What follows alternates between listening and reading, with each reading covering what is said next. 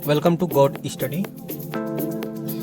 Railway group D में percentage के question जितने पूछे थे परसेंटेज चैप्टर से, तो हम लोग सॉल्व करेंगे।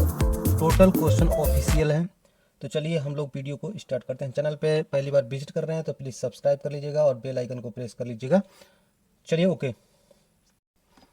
एक शॉपिंग मॉल में एक वस्तु की लागत मूल्य में 10% की वृद्धि और फिर 10% की कमी, तो वस्तु के मूल्य में कुल प्रतिशत या वृद्धि बताइए। 2018 का यह क्वेश्चन है, अभी रिसेंटली पेपर जो हुआ था। इसका राइट आंसर जाएगा डी को। सबको पता है 1% की कमी होती है जब सेम वृद्धि सेम कमी होती है।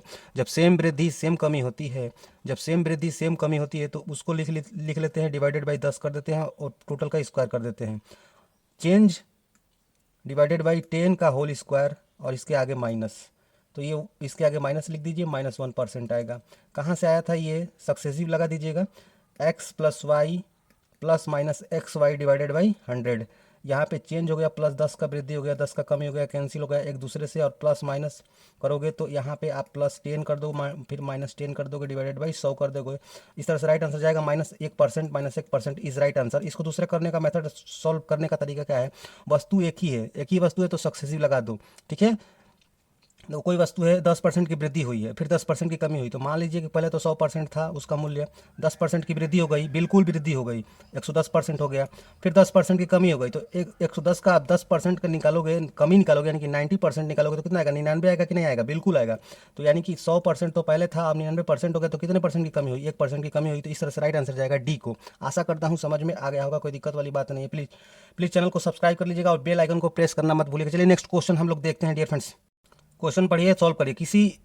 यदि किसी पर एक केजी चीनी का मूल्य 25% की वृद्धि हो गई तो वृद्धि 10 रुपये है, तो बताओ कि नया मूल्य क्या होगा। यहाँ पे 1 केजी हो चाहे कुछ भी हो, उससे कोई लेना देना नहीं है। यहाँ पे 1 केजी क्या मतलब है? अगर क्वेश्चन में अगर ये भी ना दिया तो कोई ना दिया होता तो कोई दिक्कत वाली बात नहीं होती। यहाँ पे कुछ भी दे सकता है, यहाँ पे n kg x kg कुछ भी दे सकता है, तो यहाँ पे कोई दिक्कत वाली बात नहीं है। बस क्वेश्चन में क्या देखना है कि 25% की वृद्धि हो रही है, तो जब 25% की वृद्धि हो रही है, 25% की वृद्धि हो रही है तो 10 रुपये का वृद्धि हो रहा है, तो 1% का वृद्धि निकाल दो, तो 2/5 होगा कि नहीं होगा? 100% का निकालोगे तो पुराना मूल्य हो जाएगा और 125% का मूल्य निकालोगे तो नया मूल्य हो जाएगा। तो 125% मल्टीप्लाई 2/5, ठीक है, कितना आएगा तुम्हारा बताइए? 50 रुपया हो जाएगा, 50 रुपये, ठीक है। 50 रुपये, तो नया मूल्य आपका 50 रुपया हो गया। पुराना मूल्य पूछता तो 100 मल्टीप्लाई 2/5 करते तो इस तरह से आ जाएगा था, तुम्हारा 20-40 रुपया हो जाता पुराना मूल्य। आशा करता हूँ समझ में आ रहा होगा आपको बढ़िया से, एकदम कोई दिक्कत वाली बात नहीं है।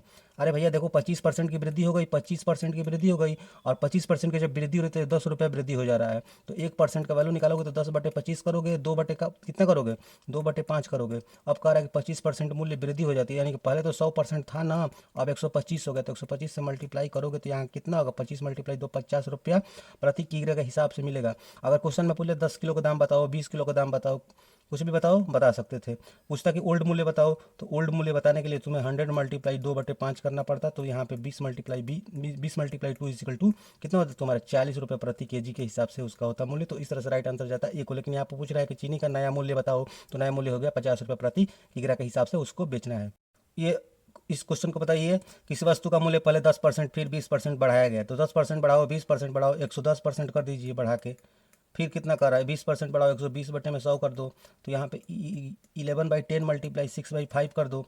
अब कह रहा है कि आखिरी बार बढ़ाया गया मूल्य 33 रुपये था, यानी कि टोटल जो वृद्धि हो गया 33 रुपया हो गया। किसके रेस्पेक्ट में? एक्स के रेस्पेक्ट में। नहीं समझ में आया? चलिए अभी समझ में आ जाएगा। यहाँ पे कैंसिल करोगे तो 3 हो जाएगा, यहाँ पे कैंसिल करोगे तो 2 हो जाएगा, यहाँ पे कैंसिल करोगे तो 5 हो जाएगा, तो यहाँ पे x/25 इज इक्वल टू कितना हो जाएगा? 1 हो जाएगा। तो x बराबर हो जाएगा 25 रुपये प्रति 25 रुपया उसका मूल्य था, ठीक है। मूल मतलब प्रारंभिक मूल्य। मैं इसको फिर से सॉल्व करता हूँ, आपको समझ में आ गया होगा तो फॉरवर्ड कर दीजिए, नहीं आया तो प्लीज़ देख लीजिए क्या दिक्कत है। कह रहा है कि 10% की वृद्धि हो गई, 20% की वृद्धि हो गई, चलो 10% बढ़ा दो, फिर 20% बढ़ा दो। क्यों बढ़ा दो? सक्सेसिव लगा दो, क्योंकि वस्तु तो एक ही है ना, उसी पे बार बार वृद्धि और कमी हो रही है। तो 10 मल्टीप्लाई 20/100 करोगे, बिल्कुल यहाँ पे 30 आ जाएगा, यहाँ पे 2 आ जाएगा, आएगा कि नहीं? 32% आ गया। अब कह रहा है लास्ट में कि आखिरी बार बढ़ाया गया मूल्य 33 रुपया है, तो यहाँ पे कंफ्यूज मत होना कि 32% बराबर दिया है 33 रुपया तुम्हारा, 132% बराबर दिया है तुम्हारा कितना? 33 रुपया। क्यों? क्योंकि कह रहा है कि आखिरी बार, तो आखिरी आखिरी मूल्य कितना होगा, पहले तुम्हारा 32% बढ़ गया, और प्रारंभिक मूल्य 100% था, तो आखिरी मूल्य कितना होगा, 132% नहीं हुआ जी। तो 132% हुआ, 132% हुआ, तो 132% की वैल्यू दिया 33 रुपीज़, दिया है कि नहीं दिया है। अब 132 को देखो 25 मल्टीप्लाई 33 कर दो, इसको आएगा नहीं, और 33 रुपया हो गया, आया कि नहीं। तो यहाँ पे 25% की वैल्यू तुम्हारा कितना आ जाएगा, एक रुपया आ जाएगा, आएगा कि नहीं आएगा। तो 100% का वैल्यू निकाल दो।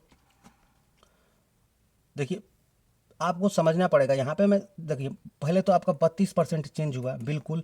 आपका पहले 100% था कि नहीं था, बिल्कुल। आप समझिए चीज़ों को, तो 132% हुआ ना, बिल्कुल वो 132% हुआ। अब उसका मूल्य 33 रुपया है भाई, तो 132% का जो आपका मूल्य है 33 रुपया है कि नहीं है। तो 1% का वैल्यू आपको आप क्या मूल मूल्य निकालना, तो 1% का वैल्यू निकालोगे तो 33/132 आएगा कि नहीं आएगा। अब मूल कह रहा है यानी प्रारंभिक मूल्य, तो 100 से मल्टीप्लाई कर दो, क्योंकि जब 100 से मल्टीप्लाई करोगे दोनों तरफ, तो 100% की वैल्यू तो तुमको निकालना है भाई। तो यहाँ पे 33 और मल्टीप्लाई कितना करोगे, 33 मल्टीप्लाई कितना करोगे 4, और मल्टीप्लाई 100, क्यों 132 को तोड़ के देख लो ना। 33 मल्टीप्लाई 4 करोगे तो 132 आएगा कि नहीं आएगा। तो यहाँ पे 33 से 33 कैंसिल कर दो, यानी कि आप लिखो कितना, 100/4 करोगे, तो 100/4 25%, वही मैं पहले बता रहा था। तो 25 रुपया हो जाएगा मूल मूल्य उसका। अब इसी को मैं बेसिक से बता रहा था उसको, जैसे मान लीजिए कि उसका मूल मूल्य ₹100 था, तो एक्स था तो बढ़ गया 10%, यानी कि 10 से 11 हो गया, फिर 20% बढ़ गया, यानी कि 5 से 6 हो गया, और उसका मूल्य था 33 रुपया। तो यही बता रहा था, बस सिंपल एक लाइन में हो जाता। यहाँ पे काट कुट करो, यहाँ पे 3 हो जाएगा, यहाँ पे 2 हो जाएगा, यहाँ पे 5 हो जाएगा, तो 1 = x/25 हो जाएगा, तो x बराबर हो गया 25 रुपया, तब भी ठीक हो जाता। ठीक है, ओके। बताइए इसका राइट आंसर। कह रहा है कि नई सरकारी नीति में प्याज का मूल्य 35% बढ़ गया, 100 से कितना हो गया 35%, पहले 100% था, 35% बढ़ा दो।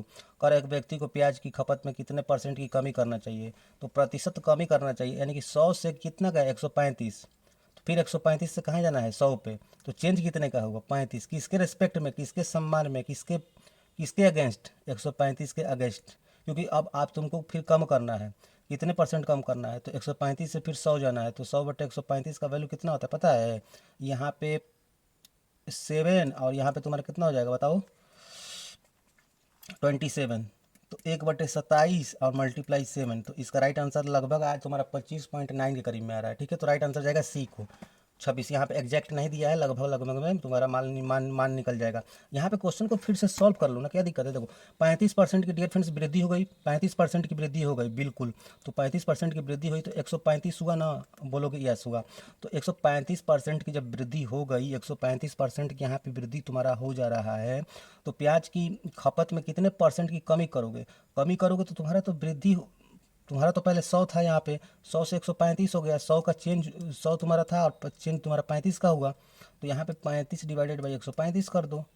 अगर वैसे नहीं आ रहा तो सक्सेसिव लगा दो, सक्सेसिव भी लगा सकते हो, तो +35, मान लो तुम्हारा -y% की कमी कर दी है, और -35y/ कितना 100, और चेंज कितने का हुआ 0 का, क्योंकि कोई वृद्धि ना हो। तो अब इसको भी सॉल्व कर लो, इसको भी सॉल्व करोगे तो आएगा तुम्हारा एग्जैक्ट आंसर आएगा। ठीक है, कोई दिक्कत।